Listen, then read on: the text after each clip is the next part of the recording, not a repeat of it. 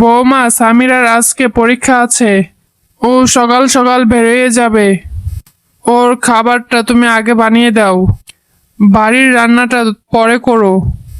আম্মু, আমি তো রোবট নই, আমারও তো খিদে পায়।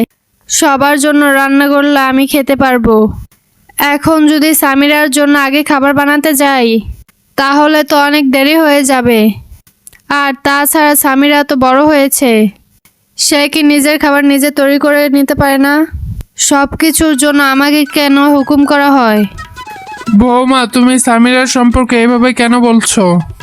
ও তো তোমার একমাত্র ননদ, ওর খেয়াল তো তোমাকে রাখতে হবে। কিছুদিন পর ওর বিয়ে হলে শ্বশুর বাড়িতে চলে যাবে, তখন তো নিজেরটা নিজেই করবে। এখন তো ওর আরাম করার সময়। না আম্মু, সবসময় সব কিছু করা সম্ভব নয়।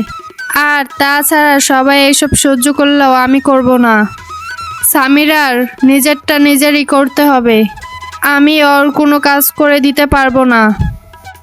বৌমা, আমি তোমাকে খুব ভালো মেয়ে মনে করেছিলাম, তুমি এমন আচরণ করছো।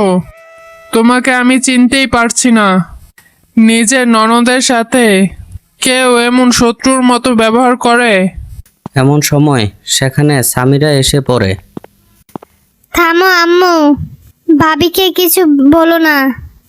ভাবি তো ঠিকই বলেছে, আমার তো নিজেরটা নিজেই করে নেওয়া উচিত। আমি বিস্কুট খেয়ে চলে যাচ্ছি, তুমি এসব নিয়ে আর কথা বাড়িও না। ভাবি সকাল থেকে অনেক কাজ করেছে, তাই হয়তো মেজাজটা একটু খারাপ আছে।